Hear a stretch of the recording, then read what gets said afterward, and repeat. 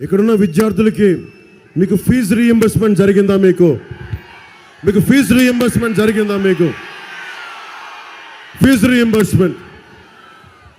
Fee reimbursement ఇవ్వరు, కానీ కొట్టు ట్యాక్స్ అయితే విధిస్తారు మనకి. కొట్టు గారి అవినీతి ఏ స్థాయికి వెళ్ళిపోయిందంటే శారదా లైబ్రరీ భూములు కొట్టేయడానికి కూడా కుట్రపన్నారు. మన ఆర్టీసీ కాంప్లెక్స్ పక్కనే ఉన్న 100 ఫీట్ రోడ్లో 1.5 కోట్లు తీసుకొని షాపింగ్ మాల్ పార్కింగ్కి ఇచ్చారు. ఏజెంట్లను పెట్టుకొని టీటీడీ లెటర్లు, మనకి సుప్రభాతం టికెట్లు బ్లాక్లో అమ్ముకున్నారు. మీ ఎమ్మెల్యేని ఎన్నుకుంటే ఇది జరుగుతా. ప్రోటోకాల్ దర్శనానికి 15,000, బ్రేక్ దర్శనానికి 6,000, టికెట్ ప్రైజ్కి 500 రూపాయలు. దేవస్థానానికి ముఖ్యమంత్రిగా చేసి దేవస్థానాన్ని కాపాడమంటే ఈయనకి టికెట్లు పంపిణీ చేస్తా ఉన్నాడు, డబ్బులుగా అమ్ముకుంటా ఉన్నాడు.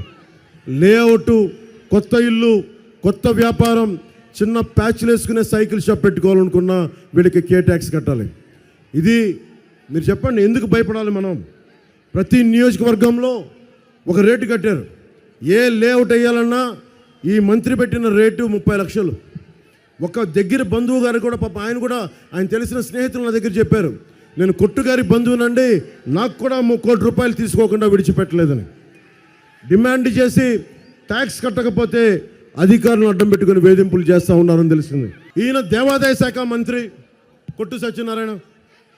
దేవాదాయ శాఖలో శ్రీశైలం మల్లికార్జునుడికి ప్రతి సంవత్సరం చేసే మహాకుంభాభిషేకం చేయలా.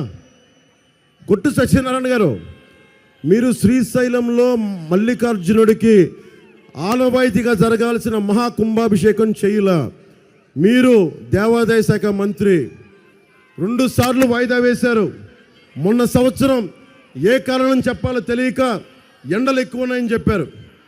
ఎందుకు ఇవన్నీ చేశారంటే దక్షిణాయనంలో శ్రీశైలం మల్లికార్జునుడికి మహాకుంభాభిషేకం చేస్తే జగన్కి పదవీ గండం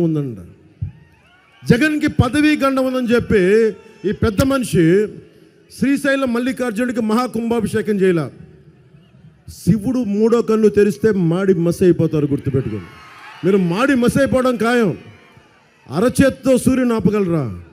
మీరెంత, మీ శక్తి ఎంత, మీ స్థాయి ఎంత? కొట్టు సత్యనారాయణ గారు, అది ఆచారాలని తుంగలో దొక్కకండి.